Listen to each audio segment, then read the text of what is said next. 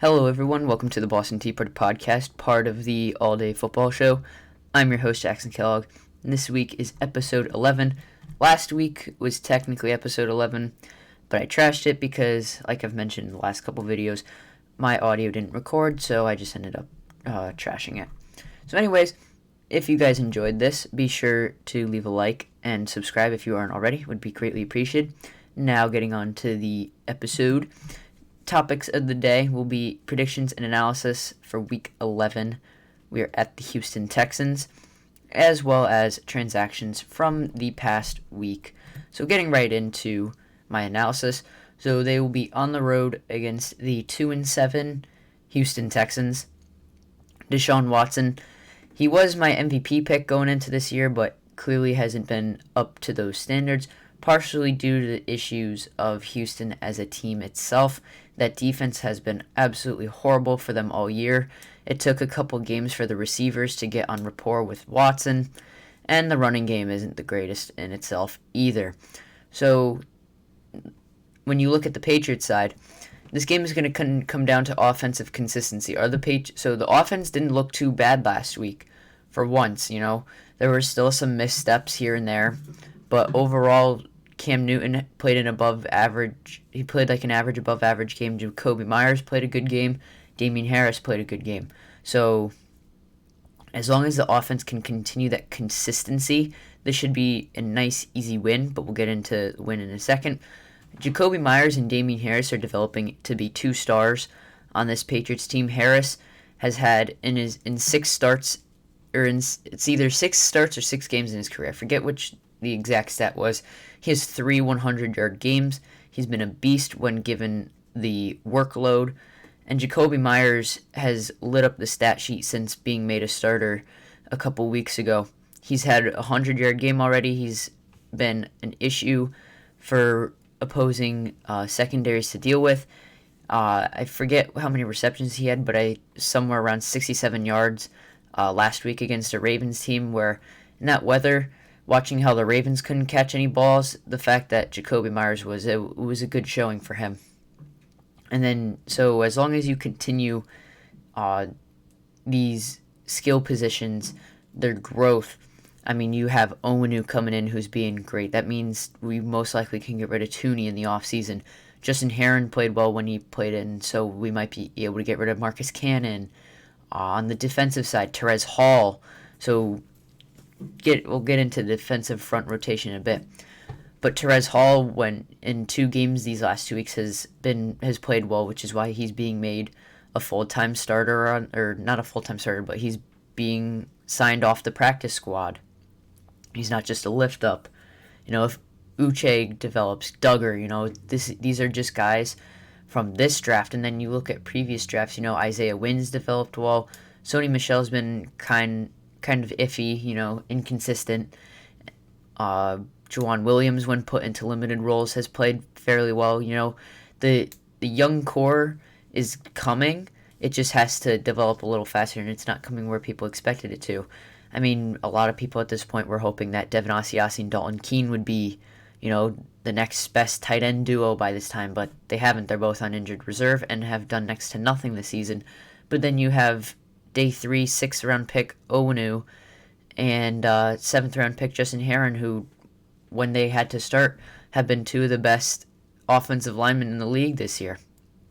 So it's very odd to see how Patriots drafting works. Like Jakobi Meyers went undrafted and is playing like he's a wide receiver too. Damien Harris taken in the 3rd round, running like he wasn't taken in the 3rd round. It's stuff like that needs to help get this team going. So now when we flip to the defensive side of the ball, that front 7, Chase Winovich didn't play bad as an off-ball linebacker. He said in an interview this week that he was still practicing in that off-ball spot. So you can look to see that even more against the Texans here. I think that front is going to get really interesting because if they can get some of these linebackers more developed, they can switch to a more natural 3-4, 3-3 front, 4-3 even if they wanted to, where you get Dietrich Wise, Lawrence Guy, Adam Butler, John Simon on that D line, and then in the back you can have Winovich, you can have Uche, Anthony Jennings, Jawan Bentley when he's healthy, Terez Hall. These are now we're starting to see we can get a linebacker rotation going through, and that can help the defensive play so much if the play calling calls for it, and if these players can execute it correctly. But on paper, it looks like the defensive front is just getting better in some of the moves that they're doing. If Uche and Jennings develop, oh my gosh, that's going to be a beautiful linebacking core. And then, in this offseason, so Lawrence Guy, John Simon, and Adam Butler are all free agents. I think they can get away with letting John Simon go. I feel like his position is, and Dietrich Wise, so 4 defensive line starters are going to be out this offseason.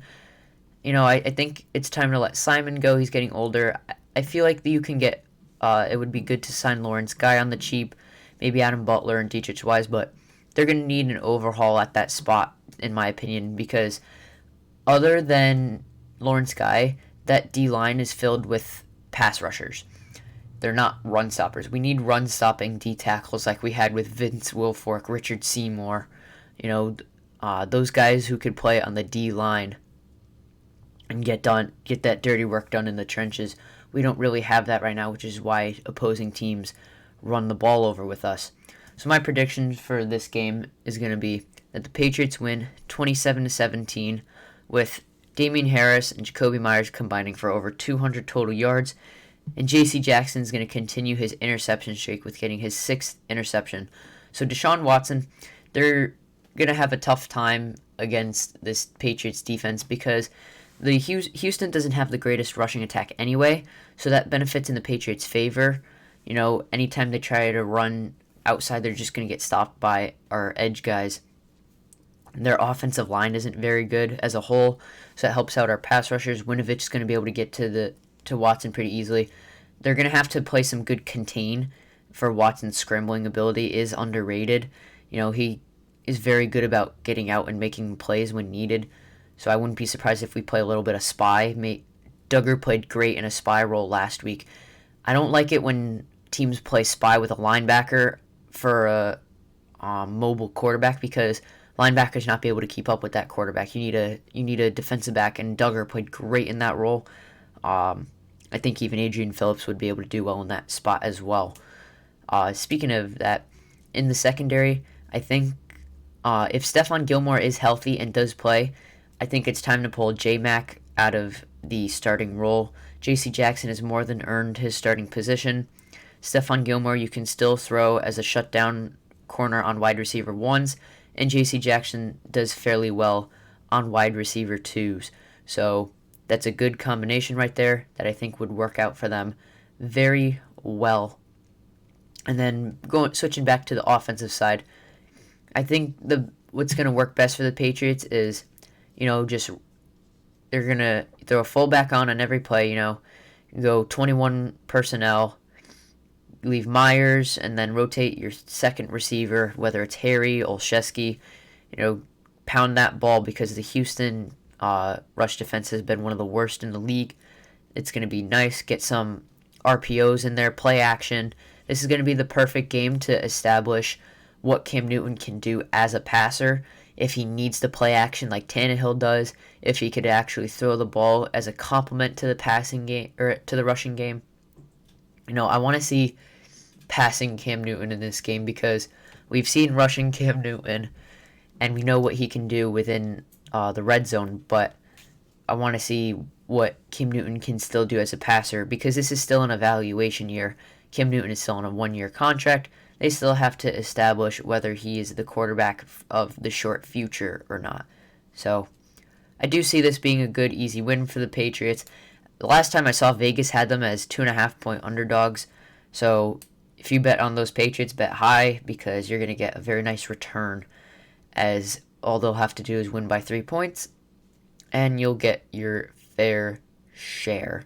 Or even if the Patriots lose, if they lose by less than 3 points, then you also get some money. So I definitely could see those outcomes happening. I think it's going to be a nice win for the Patriots. I don't think Houston's going to be able to stop them. Now getting into our weekly transactions, there weren't very many big ones. There's been a lot of tight end rotation. I haven't gotten into all of that because it's just been so much, it's been very hard to keep up with. They barely hold on to the guys anyway. So if there's a stable that stays on there, then I'll leave him on there. But the wide receiver Mason Kinsey, who we stole from the Titans in the offseason or during training camp, was released from the practice squad.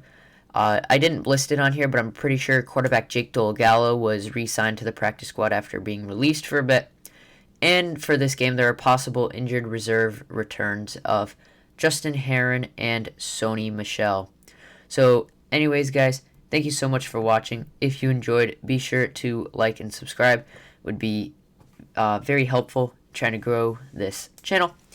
Hope you all have a great rest of your weekend, and let's go root for those Patriots on Sunday.